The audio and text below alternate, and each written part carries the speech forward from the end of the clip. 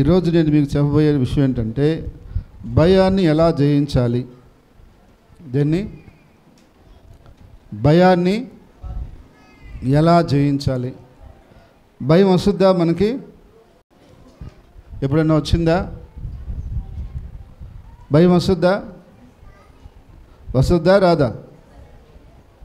మీకు వచ్చినట్లే. వస్తుందంటే చేయొద్దండి. హల్లెలూయా చెప్దాం. హల్లెలూయా. ప్రతి మనిషికి భయం అనేది ఎప్పుడో ఒకప్పుడు వస్తుంది. భయము రాదు అంటే అది అబద్ధం. భయం వస్తుంది, కానీ దాన్ని జయించుకుంటే భయం మనకేమీ చేయలేదు. అయితే దాన్ని ఎలా జయించాలో మనకు తెలిసి ఉండాలి. కాబట్టి దాని గురించి ఈరోజు మనము ధ్యానం చేసుకుందాం. మొదటగా మనము తెలుసుకోవాల్సిన సత్యం ఏంటంటే మన దేవుణ్ణి బట్టి మనం ఎప్పుడు ధైర్యం తెచ్చుకోవాలి. చూడండి,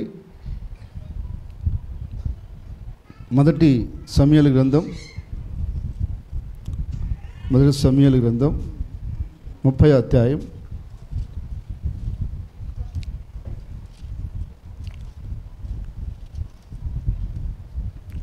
'ఇది నేను చాలాసార్లు మీకు చెప్పున్నాను, సందర్భాన్ని బట్టి అక్కడ గుర్తు చేస్తాను. దావీదు యొక్క జనులు బయటకు వెళ్ళినప్పుడు శత్రువులు వచ్చి ఆ యొక్క ప్రాంతాన్ని దోసుకొని కాల్చేసి వెళ్ళిపోతారు.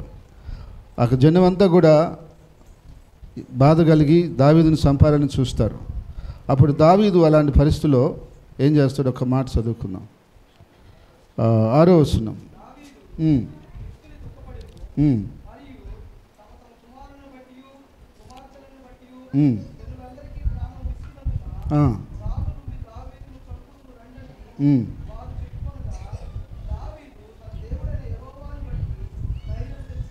చాలు. చూడండి, ఫస్ట్ మన జీవితంలో ధైర్యం దేన్ని బట్టి తెచ్చుకోవాలి అంటే దేవుని బట్టే తెచ్చుకోవాలా. ఇంక దేన్ని బట్టి మనము ధైర్యం తెచ్చుకున్నా ఆ ధైర్యం ఒక్కోసారి పోతుంది. మనుషులు ఉన్నారని ఒకసారి ధైర్యం తెచ్చుకుంటే ఆ మనుషులు దూరమైనప్పుడు ధైర్యం పోద్ది. ఫ్రెండ్స్ ఉన్నారని ధైర్యం తెచ్చుకుంటే ఫ్రెండ్స్ దూరమైనప్పుడు ధైర్యం పోద్ది. లేదా ఇంకేదైనా ఉందని ధైర్యం తెచ్చుకుంటే అది మనకు దూరమైనప్పుడు మనకు ధైర్యం పోతుంది. కానీ దేవుణ్ణి బట్టి మాత్రం మనం ధైర్యం తెచ్చుకుంటే దేవుడు ఎప్పుడు మనతో ఉంటాడు కాబట్టి మనకు ధైర్యం పోదు. హల్లెలూయా. కాబట్టి దేవుని యొక్క వాక్యం చెప్తుంది మనకు దేవుడు ఎప్పుడు తోడుంటారనే వాగ్దానం చేశాడు. ఎబ్రిల్ రాసిన పత్రిక 13వ అధ్యాయం 5, 6 వచనాలు చూస్తే,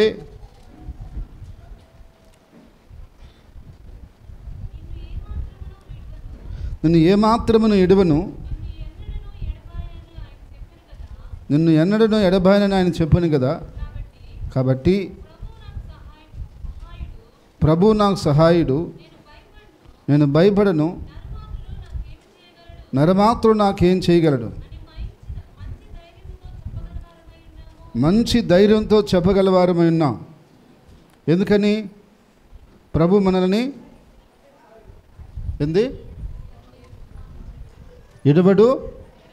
ఎడబాయుడు.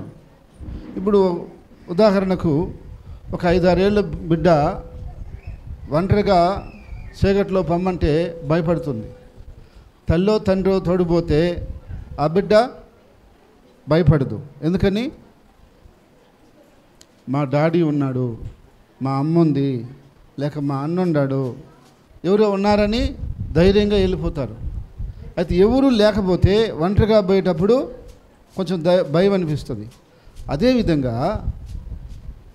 ఈ లోకంలో ఉన్నటువంటి మన వారు ఎవరైనా మనకు ఒక్కోసారి తోడుగా ఉండకపోవచ్చు, కానీ ఎల్లప్పుడూ మనకు తోడుగా ఉండగలిగేది ఎవరంటే యేసుక్రీస్తు ప్రభు ఒక్కడే. హల్లెలూయా. ఆ విషయాన్ని మనం నమ్మాలి, మన బిడ్డలకు కూడా చెప్పాలి, వారికి కూడా ఆ ధైర్యాన్ని కలగజేయాలి. ఈ లోకంలో ఎవరిని బట్టి మనం ధైర్యంగా ఉండలేం. అంటే ఏ మనిషి ఎట్లా మారిపోతాడో ఏం జరుగుతుందో కూడా తెలియదు. కానీ మన దేవుడు ఎల్లప్పుడూ మనతో ఉంటాడు. నేను చిన్నప్పుడు మా పాపకి చిన్న వయసులో ఉన్నప్పుడు నేను ఆమెకు భయపడకుండా ఉంటుందని చెప్పి నేనేం చెప్పేవానంటే, మా యేసయ్య నీకు ఎక్కడ పోయినా తోడుంటాడు, నీకేమీ భయం లేదు అని చెప్పేవాడిని. అయితే అప్పుడు అక్కడ గుంటబడి దగ్గర ఉండేవాళ్ళం మేము, హై స్కూల్ పక్కన. అది ఇంట్లో ఒక 4-5 ఫ్యామిలీస్ ఉండేవి. అక్కడ సాయిబుల్ పాప, ఇంకొక అమ్మాయి, మా పాప వయసు అమ్మాయి ఉండేది, చిన్న పాప, 6-7 సంవత్సరాలు. ఈ అమ్మాయి కూడా ఒక 6 సంవత్సరాలు అట్టు ఉంటాయి, చిన్న పాప. అయితే ఆ సమయంలో పొద్దుపోయిన వాళ్ళ ఇంటికి ఆడుకోవడానికి వెళ్ళేది. ఒకసారి ఆ అమ్మాయి ఇక్కడికి వస్తుండేది, ఈ పాప మనిషి అక్కడికి వెళ్తుండేది. సరే ఒకసారి పొద్దుపోయితే నేను చూసి అడిగాను, మా చీకట్లో 10 గంటలు అయిపోతుంటే ఇప్పుడు పోయేస్తున్నావు అంటే, యేసయ్య మనతో ఉన్నాడు కదా డాడీ, నాకేమవుతుంది అనింది. ఇప్పుడు నేను యేసయ్య లేడు అని చెప్పాను అనుకో, ఆ అమ్మాయి భయపడిపోతుంది. యేసయ్య లేడమ్మా పాపాకు అని చెప్పితే అమ్మాయికి అక్కడి నుంచి ఏమో చేస్తుంది, భయం వస్తుంది. సరే అమ్మ యేసయ్య ఉన్నాడు, కానీ పెందలాన్ని ఆడుకోమ్మా పొద్దుపోయింది కదా అని చెప్పి నేను ఆ పాపని చెప్పేవాడిని. అయితే ఆ ధైర్యం ఇప్పటికి కూడా ఆమెకుంది. ఒకసారి మేము నెల్లూరులోనూ ఆ పాప ఒకటే వదిలేసి ఇక్కడికి వస్తాం. ఆమె ఒకటే నైటు గడియేసుకొని ఇంట్లో ఉండిపోతుంది, భయం లేదు ఆమెకి. మేము ఆలోచిస్తాం ఒకటే ఉంది అని చెప్పేసి. మేము పరిసరికి బయటకు వచ్చినప్పుడు ఆమె భయపడదు, ప్రార్థన చేసుకుని ధైర్యంగా పడుకుంటుంది. అంటే మగపిల్లల విషయం ధైర్యంగా ఉంటారు, వాళ్ళ గురించి కాదు, అంటే ఆడబిడ్డ గురించి చెప్తున్నా. వాళ్ళు మగపిల్లలు కాబట్టి ఆడన్న వాళ్ళకి ఇబ్బంది లేదు. అయితే బెంగళూరు పంపించిన తర్వాత నేను నాకు ఒక మాట చెప్పిన, అమ్మా ఎక్కడికి పోయినా ఒంటరిగా బాబాకు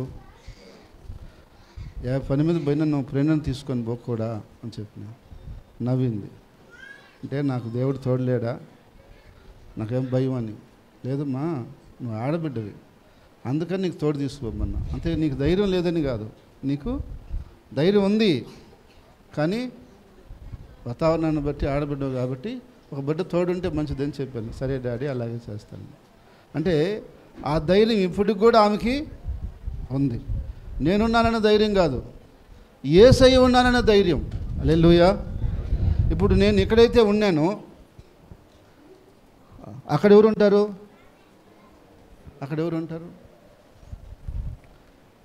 ఎప్పుడు ఏ మనిషి మనకి ఎల్లప్పుడూ తోడుగా ఉండలేరు, కానీ యేసయ్య ఎక్కడికి పోయినా మనకు తోడుంటాడు. హల్లెలూయా. ఆ ధైర్యం మనకు రావాలి. ఏ ధైర్యం? దేవుడు మనకు ఎక్కడున్నా తోడుంటాడనే ధైర్యం మనం తెచ్చుకోవాలి. ఎప్పుడైతే ఈ ధైర్యం తెచ్చుకుంటామో ఏ ఊరికి పోయినా మనం భయపడం. ఎందుకని? మన పక్కన ఆయన ఉన్నాడు కదా. ఉన్నాడా లేడా? సరే, నేను ఇంకో మాట కూడా చెప్తా. అప్పుడప్పుడు దెయ్యములకు ప్రార్థన చేసేటప్పుడు దెయ్యం పట్టిన వారికి నేను అడుగుతాను ఒక మాట. ఎందుకు అడుగుతానంటే పక్కనున్న వారికి ధైర్యం రావటానికి. ఇక్కడ ఎవరు ఉన్నారో అని అడుగుతా. యేసయ్య ఉన్నాడని చెప్తుంది. ఎక్కడున్నాడు? నీలో కనిపిస్తున్నాడని చెప్తుంది. అంటే ఇది ఎందుకు అంటే నాకు తెలుసు నాతో ఉన్నాడు యేసయ్య అని సంగతి. వచ్చిన వారికి కూడా ధైర్యం కలగాలి. మనతో ఎవరున్నారని యేసయ్య ఉన్నాడని. అయితే యేసయ్య దెయ్యంకి తెలుసా అంటే తెలుసు. దెయ్యం ఆత్మే, యేసయ్య ఆత్మే.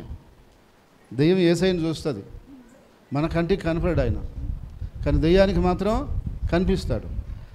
మీరు ఎక్కడ ఉన్నా సరే నమ్మకంగా ఆయన కొరకు జీవిస్తుంటే, ఆయన బిడ్డలైన తర్వాత మీతో ఆయన ఉంటాడు. హల్లెలూయా.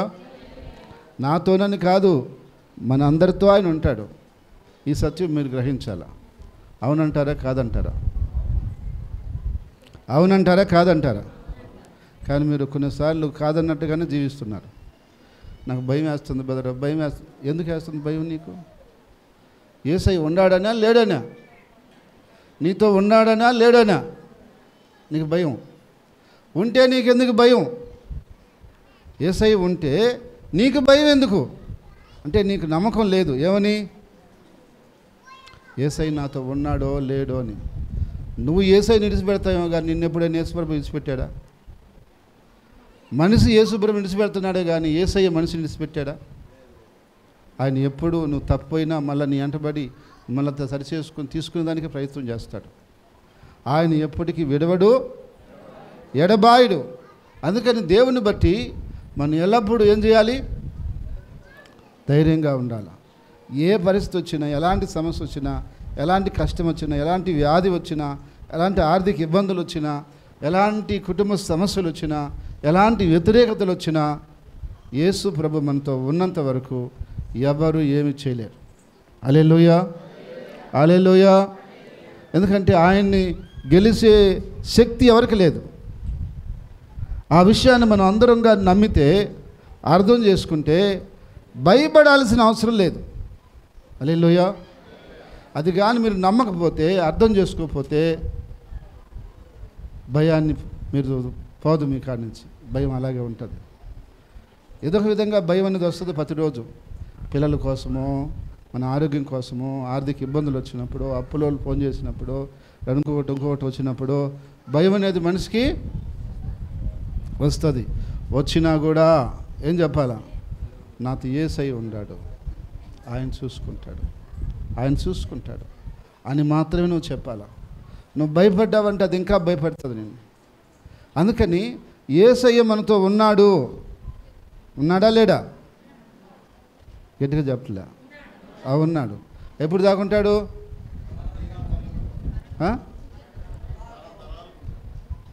మన మరణం వరకు ఉంటాడు. మనుషులు ఉండలేరు. భార్య భర్తలు ప్రమాణం చేసి పెళ్లి చేసుకుంటున్నారు. ఇప్పుడు మళ్ళీ ఒకరినొకరు చంపేసుకుంటున్నారు. మనిషికి నమ్మలేము. అంత ప్రమాణాలు చేసి కూడా ఈరోజు మనిషి మారిపోతున్నాడు. కానీ దేవుడు మారడండి. ఆయన మారడు. ఆయన మార్పు లేని దేవుడు. ఈ కాలంలో ఒకే రీతిగా ఉండే దేవుడు. కాబట్టి ఆయన ఎప్పటికీ మనతో ఉంటాడు.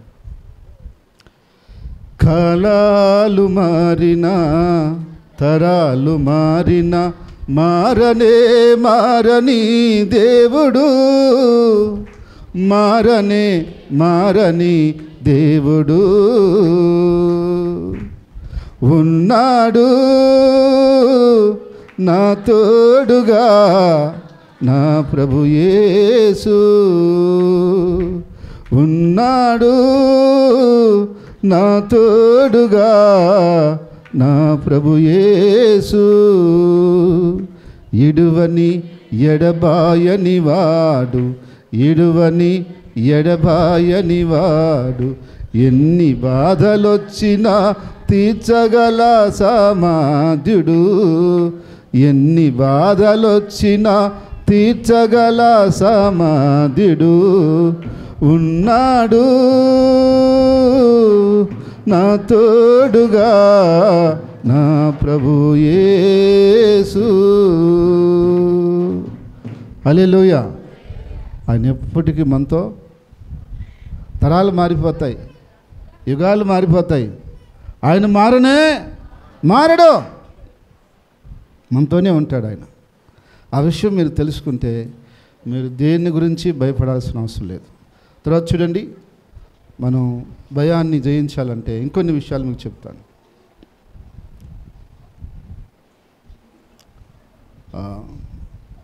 యోహాను రాసినటువంటి మొదటి పత్రిక 3వ అధ్యాయం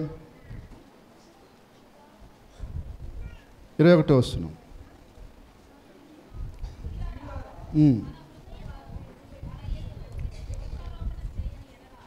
మన హృదయం మన యందు దోషారోపణ చేయనిడల ఏందంట? దేవుని ఎదుట ధైర్యం గలవారుగా. చూడండి, మనం ధైర్యంగా ఉండాలంటే మనలో తప్పు లేకుండా ఉండాలి. నిన్న ఎక్కడ మన చెప్తున్నాడు ఇజ్రాయెల్ అని అడగపోయా మేము ఇద్దరమే, నాకు గుర్తు రాలేదు. కానీ రెడ్ వస్తే భయమేమి, మన ఒడ్లు ఉంటాయి కదా అంటున్నాడు. అంటే రెడ్ వచ్చినప్పుడు ఎందుకు భయపడాలా? ఒళ్ళో కానీ మనం ఒడ్లు పెట్టుకుని ఉంటే ఆయన వచ్చేట మనం భయపడాలా? అంటే మనం ఏదైనా తప్పు చేసి ఉంటే యజమాని వచ్చినా కూడా మనం భయపడాలా? తప్పు చేయకపోతే భయం ఉండదు. మనం తప్పు చేస్తే భయం వచ్చేస్తుంది మనకు ఆటోమేటిక్గా.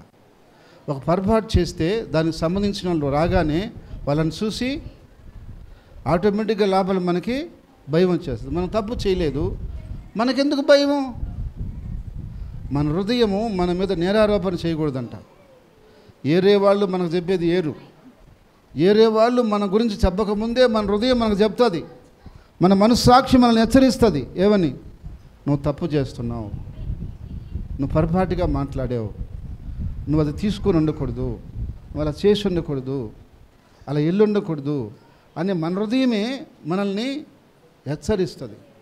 అది ఎప్పుడు హెచ్చరిస్తుందో అప్పుడు కానీ మనం సరి చేసుకుంటే మనకేం ఇబ్బంది ఉండదు.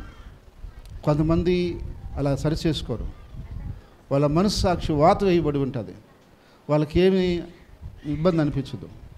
మనస్సాక్షి బాగా పనిచేసే వాళ్ళకి వెంటనే అర్థమైపోద్ది, వాళ్ళు మంచి చేశారా చెడు చేశారా, అది రైటా రాంగ్గా అర్థమైపోద్ది. అర్థమైనప్పుడు వాళ్ళు పశ్చాత్తాపడతారు, లేకుంటే తప్పు అయిపోయిందని చెప్తారు, బ్రదర్ తప్పు అయిపోయింది, పొరపాటు అయింది అంటారు. ఎందుకని? నేను పోయినసారి నెల్లూరులో సాయంత్రం కూటము పొద్దుగు ఎక్కువైపోతుంది, మనం 5:30 కాదు 5కి పెట్టుకోవాలని చెప్పారు. కానీ లేటుగానే వచ్చారు. తర్వాత మళ్ళీ కూడా చెప్పామ్మా ఈ వారం కూడా లేటుగా వచ్చారు, మీరు పొద్దుపోతుంది కదా, మీరు కొంచెం 5కే రావాలని చెప్పారు. ఒక సిస్టర్ వచ్చి అంటుంది, సారీ బ్రదర్ నేను మర్చిపోయాను, పొరపాటు అయిపోయింది, మీరు చెప్పారు నేను రాలేకపోయానని చెప్పి. అంటే ఆ మనస్సాక్షి ఏమనిపిస్తుంది, నేను టయానికి రాకపోవడం తప్పేను అని అనిపిస్తుంది నాకు. ఆమె ఆ మాట చెప్తుంది, మిగతా వాళ్ళకి అనిపించలే, ఆమె అనిపించింది కాబట్టి నేను తప్పు అయిపోయింది, నేను కరెక్ట్గా రాలేకపోయానని నేను అడగలే ఆమె చెప్తుంది. కొంతమందికి మనస్సాక్షి పనిచేసినప్పుడు వాళ్ళు దాన్ని సరిదిద్దుకోవడానికి ప్రయత్నం చేస్తారు. కొంతమంది ఎన్ని తప్పులు చేసినా వాళ్ళకేమనిపించదు, ఎందుకంటే వాళ్ళ మనస్సాక్షి మొద్దుబారిపోయి ఉంటుంది. ఇప్పుడు నాకు ఇంతకుముందు ఇప్పుడు ఒకరు తగ్గింది, కానీ బైక్ ఇలా పట్టుకొని ఇక్కడ కండ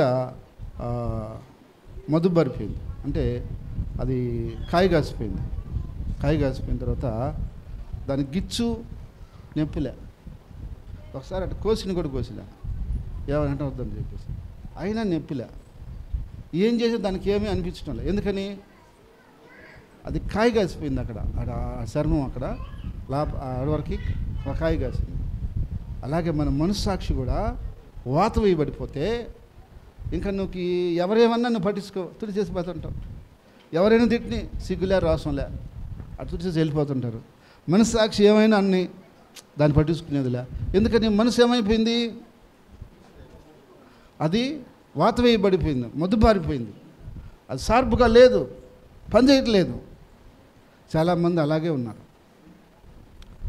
ఎవరో చెప్పలే మనం తప్పు చేసేవని, మన హృదయమే మనకు చెప్తుంది, మన మనస్సాక్షియే మనకు చెప్తుంది. దాని ప్రకారం మనం కరెక్ట్ చేసుకుంటే ఎవరేమనుకున్నా మనకి ఇబ్బందిలే. ఒక వ్యక్తి తెలియక నా గురించి అనుకుందాం, మీ గురించి ఎందుకులే, 100 చెప్పాడు అనుకో, నాకు తెలుసు నేను తప్ప ఒప్పు అనేది. నాకు తెలిసినప్పుడు నేనే వాళ్ళ మీద ఎవరు ఇవ్వలే. ఎందుకని? నేను తప్పు చేశానా రైట్ చేశానా నాకు తెలుసు కదా, నేను ఎందుకు పోయి మళ్ళీ వాళ్ళని గెలుక్కోవటం. ఒక 4 రోజులు పోతే విషయం తెలిసిపోతుంది, సత్యం తెలుస్తుంది, అప్పుడు వాళ్ళే తలంచుకుంటారు. ఏమని? నిజం ఎప్పటికైనా బయటకు వస్తుంది కదా. వచ్చినప్పుడు అలా మాట్లాడిన వాళ్ళు ఏం చేయాలి? అప్పుడు ఏం చేస్తారు? అప్పుడు తల దించాల్సిందే. అక్కడ అటువంటిప్పుడు మనం ఎందుకు, మన మనస్సాక్షి తెలుసు కదా, మనం భయపడాల్సిన అవసరం లే. వాళ్ళు అన్నారే నన్ను ఇట్లా అంటున్నారే అని నువ్వు కలవరపడాల్సిన అవసరం లే. ఎందుకంటే నీ మనస్సాక్షి నీకు చెప్తుంది ఏమని, నువ్వు తప్పు చేయలేదు అని చెప్పి. తప్పు చేయనంత వరకు మనము వారికి భయపడాల్సిన అవసరం లేదు, ఎందుకంటే మన మనస్సాక్షి మనకు చెప్తుంది. కాబట్టి నువ్వు ధైర్యంగా ఉండాలంటే నీ హృదయాన్ని ఆరోపణ చేయకుండా చూసుకోవాలి. ఏదైనా చిన్న మిస్టేక్ జరిగినా కూడా అప్పటికప్పుడు దాన్ని సరి చేసుకోవాలి. ఇంకా నీ మీద భయం అనేది ఉండదు. లేకపోతే వాళ్ళని చూసినప్పుడల్లా నీకు మళ్ళీ ఆ భయం వస్తుంటుంది, నేను ఆ విషయంలో చేశాను కదా అని వస్తుంది. అది సరి చేసుకున్నావు అనుకో, మళ్ళీ భయమో ఉండదు. కాబట్టి 1 దేవుని బట్టి ధైర్యం తెచ్చుకోవాలి. 2 మన మనస్సాక్షిని శుద్ధి చేసుకుంటుండాలి. మన మనస్సాక్షి కరెక్ట్గా ఉంటే 100 మంది 100 మాటలు మనల్ని అన్నా వాళ్ళు తలదించుకుంటారు, కానీ మనం ఇబ్బంది పడాల్సిన అవసరం లేదు. 3వ విషయం చూడండి.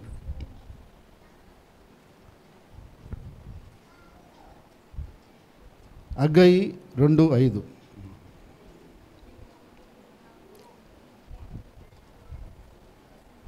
హగ్గయి 2:5. మీరు ఐగుప్తు దేశంలో నుంచి వచ్చినప్పుడు నేను మీతో చేసిన నిబంధనను జ్ఞాపకం చేసుకుని, నా ఆత్మ మీ మధ్యలో ఉన్నది కాబట్టి భయపడుకుడి. మరియు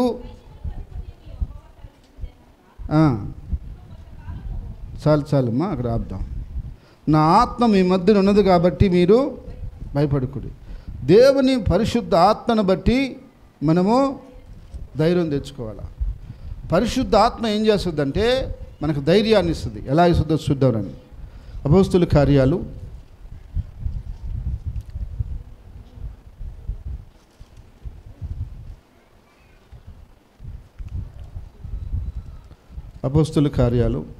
4వ అధ్యాయం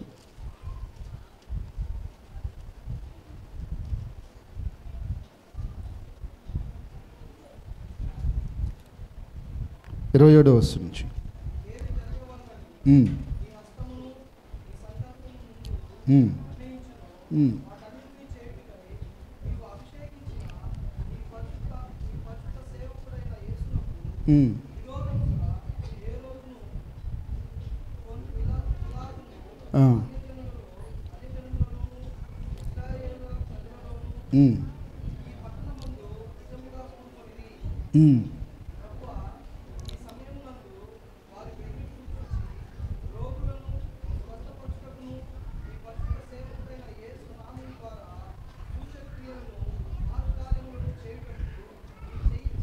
సాసి ఉండగా నీ దాసులు బహు ధైర్యంగా నీ వాక్యమును బోధించినట్లు అనుగ్రహించుము.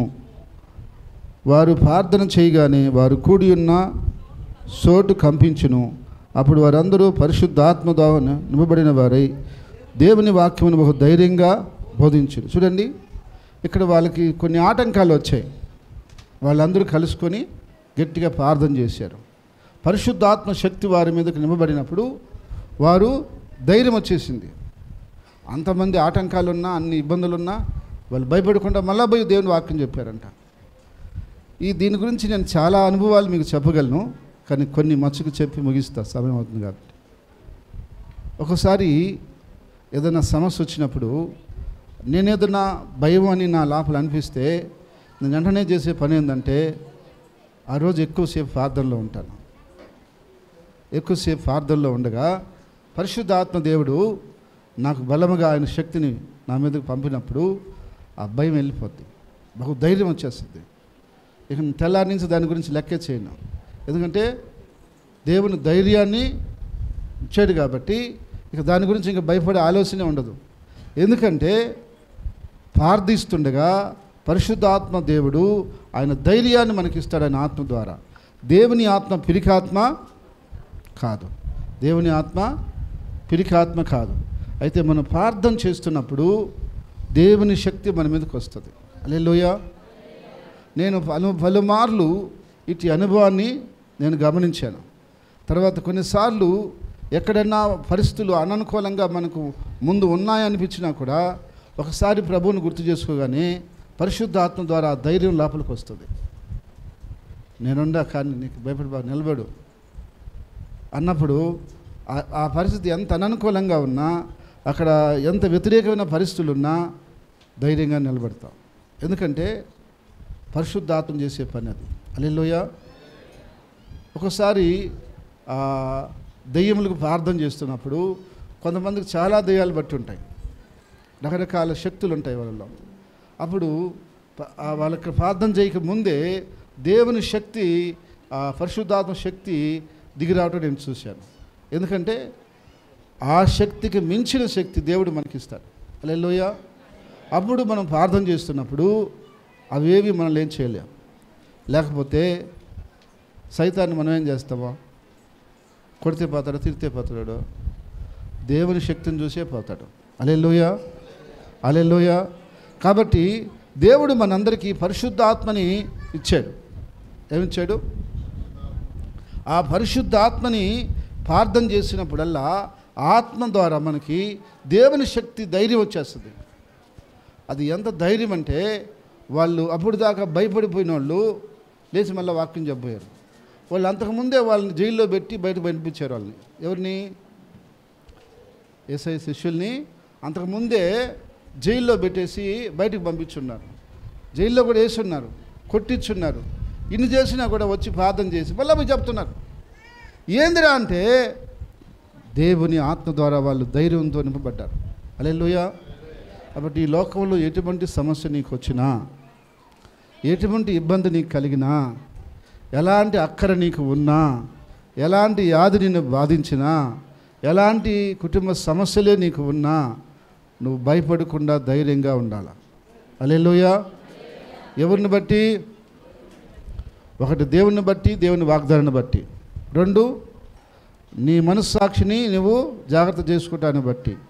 3 పరిశుద్ధాత్మను బట్టి నువ్వు ధైర్యంగా ఉండాలి. ఎందుకంటే దేవుని ఆత్మ ఎప్పుడు నీకు సహాయం చేయటానికి సిద్ధంగా ఉంటాడు. హల్లెలూయా. మన వాళ్ళు మన దగ్గరికి రావటానికంటే ముందే పరిశుద్ధాత్మ మన దగ్గరికి వస్తాడు. ఎప్పుడు కష్టం ఉన్నా, ఎప్పుడు బాధ ఉన్నా వెంటనే నీ దగ్గరకు వచ్చేది ఎవరో తెలుసా? పరిశుద్ధాత్మ దేవుడు. హల్లెలూయా, హల్లెలూయా. చూడండి, ఈ మాట చూడండి, ముగించేస్తాను. పేతురు రాసిన పత్రికలో చూడండి.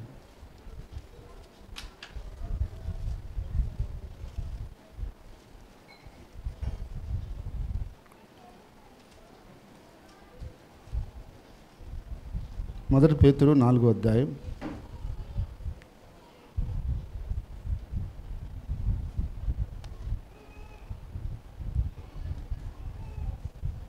14వ వచనం.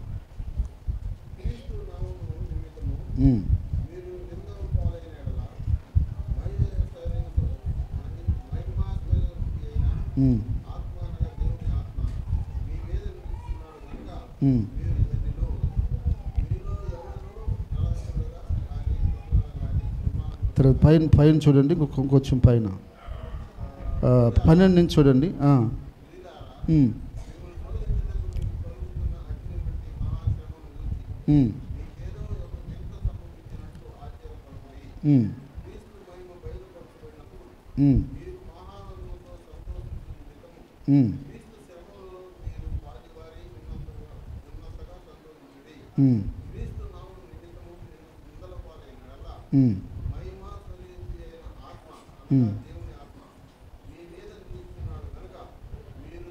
చూడండి, క్రీస్తు నామం నిమిత్తం ఏదైనా మనం ఇబ్బందులు పడినప్పుడు, సమస్యల్లో ఉన్నప్పుడు దేవుని ఆత్మ ఏం చేస్తాడు?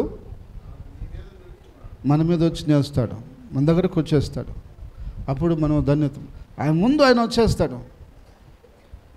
ఇప్పుడు ఏదైనా సమస్య వస్తే మనం 108కి ఫోన్ చేస్తాం, ఈయనకి ఫోనే చేయబల్లా. మన బిడ్డకి సమస్య వచ్చిందంటే అన్ననే వచ్చేస్తాడు ఆయన. హల్లెలూయా. పరిశుద్ధ ఆత్మ దేవుడు మన కొరకే ఆయన పనిచేస్తున్నాడు. యేసు ప్రభు శరీరధారిగా ఇప్పుడు లేడు ఇక్కడ భూమి మీద. ఇప్పుడు ఎవరున్నారంటే పరిశుద్ధ ఆత్మ ఉన్నాడు. దేవుని సంఘమును నడిపించడానికి పరిశుద్ధ ఆత్మ ఉన్నాడు. ఆ పరిశుద్ధ ఆత్మ దేవుడు నీకు ఎప్పుడు ఎక్కడ కష్టం వచ్చినా సరే నీ దగ్గరకు వచ్చేస్తాడు. హల్లెలూయా. నీ దగ్గరకు వచ్చి అక్కడ నీకు ఏ విధమైన సహాయం కావాలో సహాయం చేస్తాడు. అందుకని ఫస్ట్ నీకు ఏదైనా సమస్య వస్తే నువ్వు ఎవరికి ఫోన్ చేద్దామని ఫోన్ కూడా ఎతకాల్సింది. యేసయ్యకి మోకరించి యేసయ్యకి ప్రార్థన చేయి. హల్లెలూయా. ఏం చేయాలి? ఫస్ట్ నువ్వేం చేయాలి? మోకరించి దేవుడికి చెప్పాలి. అప్పుడు నీకు దేవుడు ఏం చేయాలో, ఎలా చేయాలో ఆలోచిస్తాడు. నీకు ఏ విధంగా మార్గం చూపించాలో అని చూపిస్తాడు. ఆయనకు చెప్పకుండా నువ్వు ఎవరో వస్తారనుకుంటే వాళ్ళు వస్తారో రారో. నీకెప్పుడు అందుబాటులో ఉండేది, సహాయం చేసేది ఆయన ఒక్కడే. కాబట్టి ఫస్ట్ ఏదైనా, ఏ జామ్ అయినా, ఏ స్థితి అయినా, ఏ పరిస్థితి అయినా వెంటనే నువ్వు చేయాల్సిన పని, నా దేవుడు ఇప్పుడు నాకు సహాయం చేస్తాడు అని మోకరించి ఫస్ట్ ప్రార్థన చేయాలి. హల్లెలూయా. అలా మనం ప్రార్థన చేయగలిగితే ఎంత పెద్ద సమస్యల నుంచి అయినా సరే యేసయ్య మనల్ని బయటకు తీసుకొస్తాడు. తీసుకొస్తాడా రాడా? సరే, ఇప్పుడు చెప్తున్నా, ముగిస్తున్నాను, చెప్తున్నా. ఇప్పుడు నువ్వు అనారోగ్యంతో ఉన్నావు.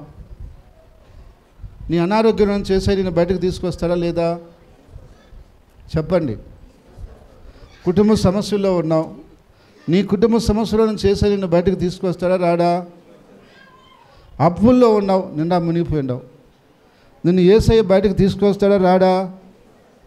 చెప్పండి.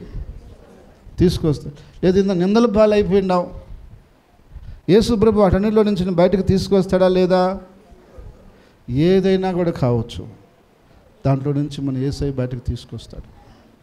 అది మన నమ్మకమై ఉండాలి, అది మన ధైర్యమై ఉండాలి. అది ఉన్నప్పుడు నువ్వు దిగులు పడాల్సిన, భయపడాల్సిన అవసరం లేదు.